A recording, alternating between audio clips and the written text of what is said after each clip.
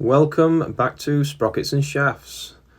This is a clip on my luggage choice for the Tuono V4 1100 Factory, as I wasn't previously happy about the alternatives for a few reasons, which many people choose.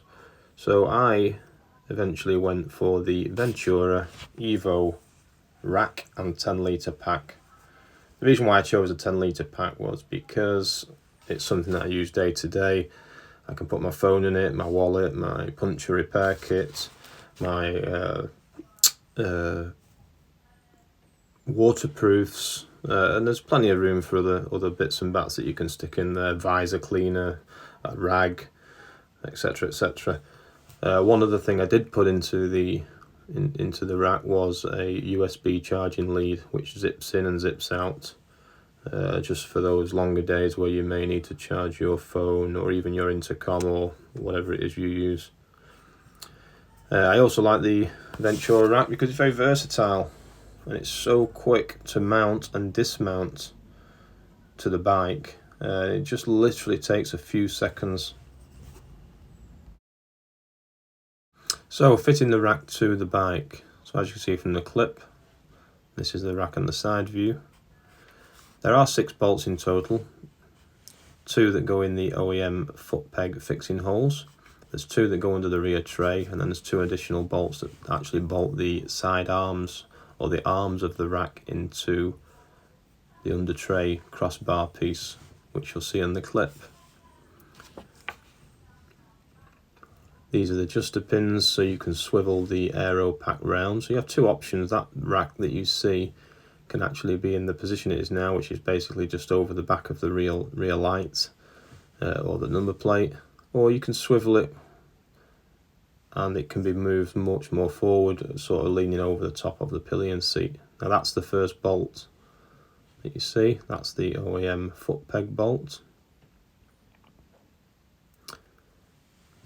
and this is the buckle. So basically these just slide on.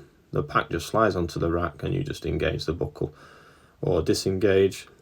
It literally takes a few seconds, as you can see, and you just pull the back off the back of the rack and it's as easy as that. It doesn't come much faster. So as you can see also with the rack there, I mean they're so versatile. I've used previously a Oxford tail pack and strapped it down. You could use all kinds of packs and just strap it onto that, so you're not limited to the Ventura rack pack, should I say. You can use anything, but what I like about this particular rack as well is not the multiple positions and the ease of the pack going on so quickly. It's the fact that it's so sturdy, it doesn't wobble, doesn't shake, doesn't move, it's there.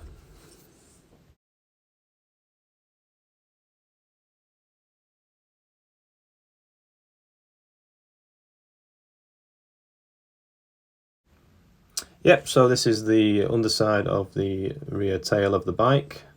The 2 holes I was talking about earlier where I had to just drill out the threads to make sure that the 2 fixing bolts actually went through. And then in the top of the bike, underneath the pillion seats or the rear seat cowl, I just basically, there was a lock nut which tightened everything together. Yeah, so this was my end choice after sort of looking at other alternatives, and the reason why is because it's so sturdy. The rack itself, whether it be the arms or the full racking system, can be removed in just quite simply a few minutes. The pack itself, I mean, how long does it take to engage, clip a buckle together or unclip a buckle and slide it straight off the back with the handle? You're talking just a few seconds, so it can't be any more convenient than anything else. As well as, like I've already said, you're not limited to the Ventura line. You can put tail packs on there, dry packs on there, a blanket, whatever it is that you take with you on your rides. So again, thanks for taking time out to watch this video clip. Please subscribe and share, and if you have any requests or questions, please don't hesitate to ask. And I'll get back to you as soon as I can. Okay, thanks. Cheers.